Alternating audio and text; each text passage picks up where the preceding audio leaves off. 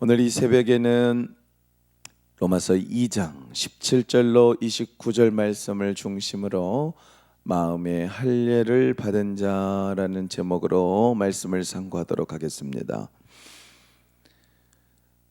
우리는 이제 세 부류에 대한 하나님의 심판을 오늘까지 상고하게 됩니다.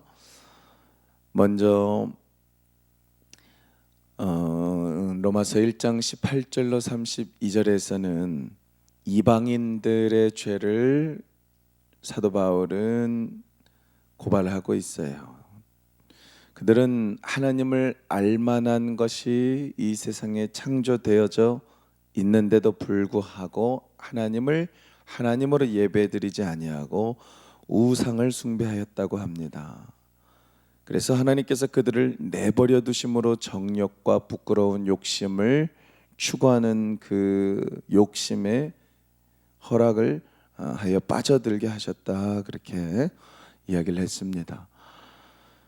2장 1절로 16절에서는 자기는 남보다 낫다라고 생각하는 도덕주의적인 사람들, 나는 양심대로 사니까 법 없이도 살 수 있다라고 자부하는 남을 판단하는 사람들도 남들을 판단하는 자기의 알지 못하는 똑같은 죄가 있다. 그래서 다른 사람 눈 안에 있는 티끌은 보이지만 자기 눈 안에 있는 대들보는 보지 못하는구나 이야기하고 있는 것이죠.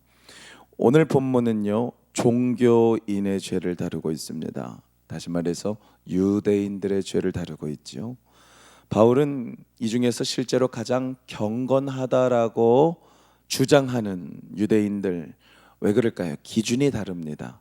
세상 사람들은 자기 자신들의 받은 양심을 가지고 상대적인 그러한 가치를 가지고 하나님 앞에 각자 나가야 하지만요, 유대인들은 이 역사를 생각해 보세요. 수백 년, 수천 년 동안 기준, 삶의 기준이 뭡니까? 하나님의 진리의 말씀이었어요. 그러니까 할례를 자랑하는 사람들이었고, 그들이야말로 하나님 앞에서 이방인들보다 더 큰 책임, 더 큰 사명을 가지고 살고 있었으면서도 겉으로만 종교적이었다라고 오늘 사도 바울은 지적하고 있습니다. 그것이 무엇을 의미하느냐? 하나님을 잘 섬기는 표면적인 기독교인들이라 할지라도 마음으로는 하나님을 떠나 있을 수 있다라는 것을 우리에게 가르쳐주고 있는 것입니다. 유대인들은 자랑할 것이 많았습니다. 하나님이 우리를 선택했다고 하시는 율법을 가진 자, 그리고 하나님을 가진 자임을 자랑하고 살았습니다. 그리고 오늘 사도 바울의 말씀을 보니까 유대인들은 무엇을 자랑했느냐? 맹인을 인도하는 자라고 스스로를 표현했다 그래요.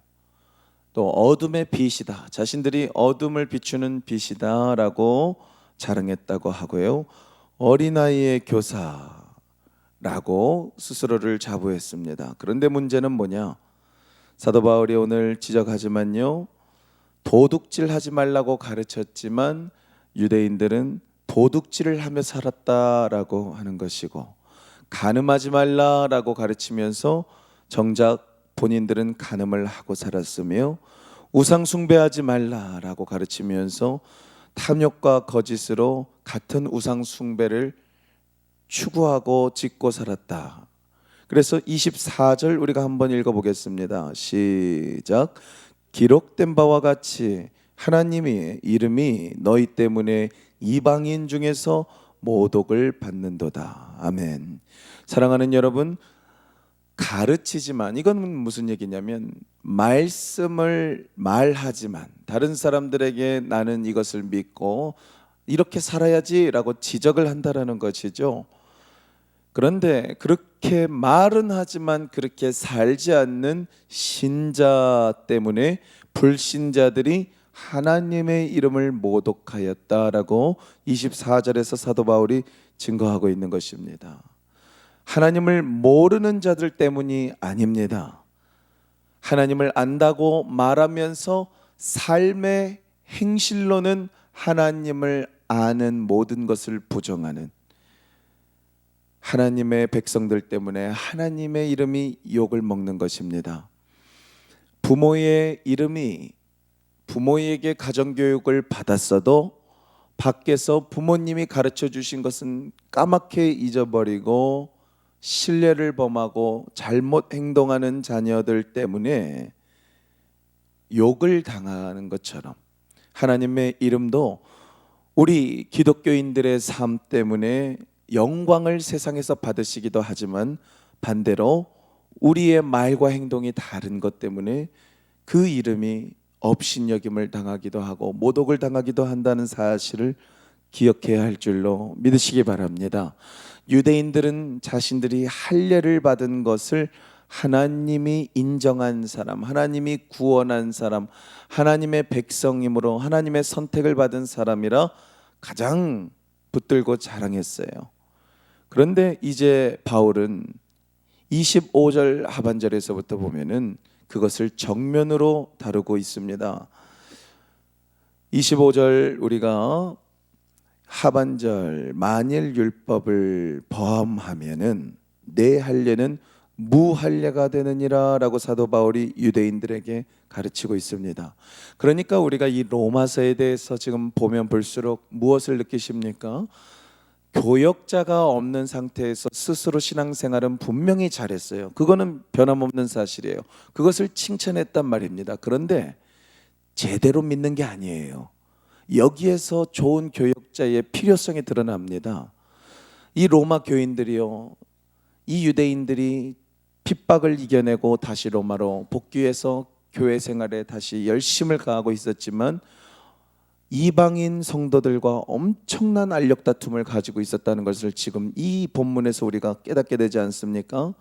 여러분, 그러므로 우리의 신앙생활도 마찬가지입니다. 연수가 오래되면 오래될수록 우리가 할례와 같은 행위적인 드러나는 부분들, 뭔가 직분을 받았다든지 이 교회에서 내가 어떤 헌금을 했다든지 이 교회에서 내가 어떤 봉사 직분을 맡고 있다든지라는 이런 할례와 같은 표징들, 이런 것을 붙들고 우리가 자랑하는 실수를 범하면 안 되는 것입니다.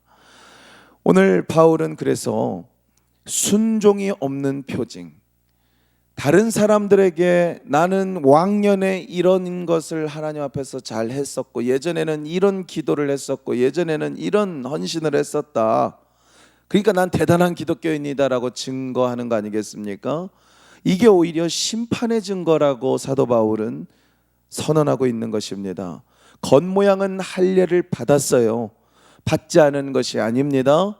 그러나 실제 삶 속에서 나의 행실이 계속해서 이어지는 생활 속에서 하나님의 말씀을 거스르고 살거나 하나님의 뜻을 거슬렀다면은 내가 하나님 앞에서 자랑하고 있는 모든 표징들은 다 무효이다. 더 나아가서 26절, 27절에 보니까 무할례자가 율법의 규례를 지키면 이 교회에서 장로 권사 직분 없는 새신자라 할지라도 대단한 헌금이나 대단한 예배 생활을, 대단한 기도 생활을 보여서 증명한 적이 없는 사람일지라도 그 율법의 규례를 지키면 그 무할례를 할례와 같이 여길 것이 아니냐. 또한 본래 무할례자가 율법을 온전히 지키면 율법 조문과 할례를 가지고 율법을 범하는 너를 정죄하지 아니하겠느냐. 세례를 받은 것을 이제 이 시대에서는 할례와 같은 개념으로 받아들이고 있습니다. 세례를 받았으니까 구원을 받았다라고 주장하는 것이 지금 시대의 천주교예요. 천주교. 그런데 실제로 천주교의 삶은 세상과 크게 다르지는 않을 때가 많습니다. 술, 담배를 즐기고 싶으면 즐기고, 우리 개신교에서는 우상숭배라고 이야기하는 그런 제사를 지내고 싶으면 지내고 있는 것을 볼 수 있어요. 그런다고 해서 우리 개신교인들도 떳떳한 것은 아닙니다. 우리 장로교도 은혜 구원이라는 교리를 가지고 있어요. 그래서 세례를 받고 예수를 믿으면 죄사함 받고 천국 간다, 이 한마디가 모든 것을 다 면죄부가 되어서 합리화시키는 누가 될 수 있다는 것을 우리는 기억해야 됩니다. 그렇다면 이제 진짜 하나님의 백성은 누구 있느냐?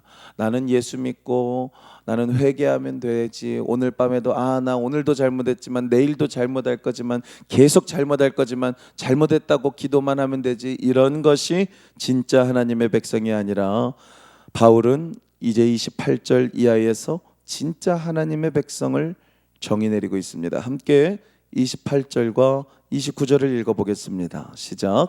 무릇 표면적 유대인이 아니요 표면적 육신의 할례가 아니니라. 오직 이면적 유대인이 유대인이며 할례는 마음에 할지니 영에 있고 율법 조문에 있지 아니한 것이라. 그 칭찬이 사람에게서가 아니요 다만 하나님에게서니라. 아멘. 신명기 30장 6절의 말씀에 보면은 내 하나님 여호와께서 내 마음과 내 자손의 마음에 할례를 베푸사라고 기록하고 있습니다. 그렇게 하여 무엇을 행하게 하시느냐? 너로 마음을 다하여 뜻을 다하여 여호와 내 하나님을 사랑하게 하실 것이라 그랬어요. 사랑하는 여러분, 하나님께서 원하시는 것은 겉모습이 아닙니다. 성령으로 새로워진 마음인 줄 믿으시기 바랍니다. 이 구약 시대 때부터 지금까지 참 유대인, 참 하나님의 백성이란 누구냐?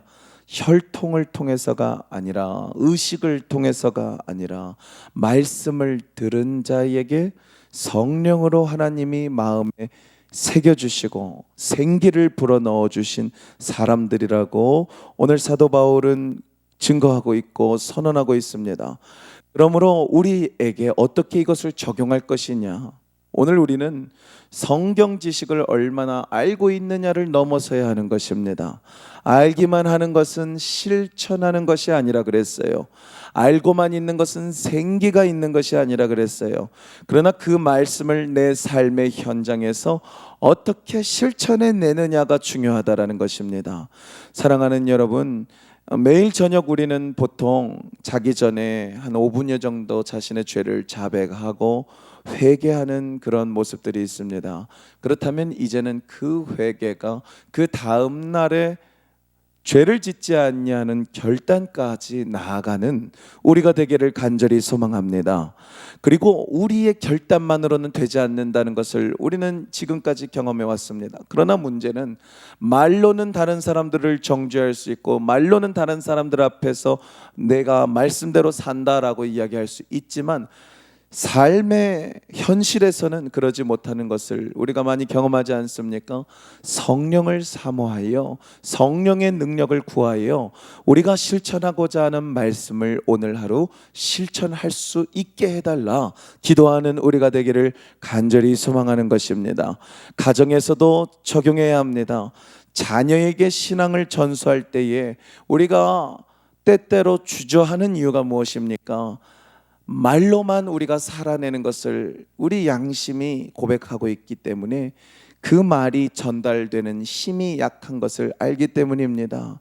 여러분, 말보다 더 큰 힘이 부모가 직접 삶에서 보여주는 삶의 본인 줄 믿으시기 바랍니다.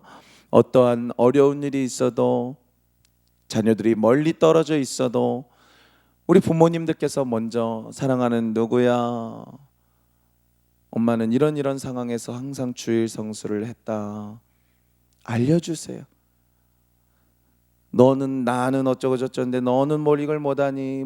그것도 할 수 있죠. 그런데 내가 하나님 말씀을 계속해서 이렇게 기도하고 성령님 도와주세요 하면서 실천하고 있는 그 삶의 현장의 이야기들을 하나하나씩 지나가는 이야기들처럼 전해주실 때에 그 자녀의 마음속에 새겨지는 복음이 되는 줄 믿으시기 바랍니다. 또 교회가 요즘 세상에 욕을 많이 먹고 있다고 요즘 많이 우리가 묵상하고 있어요. 그래서 우리가 그 세상의 빛과 소금의 역할을 감당하자고 결단하고 있습니다. 여러분, 세상이 성경을 몰라서 교회를 욕하는 게 아니라는 것이죠.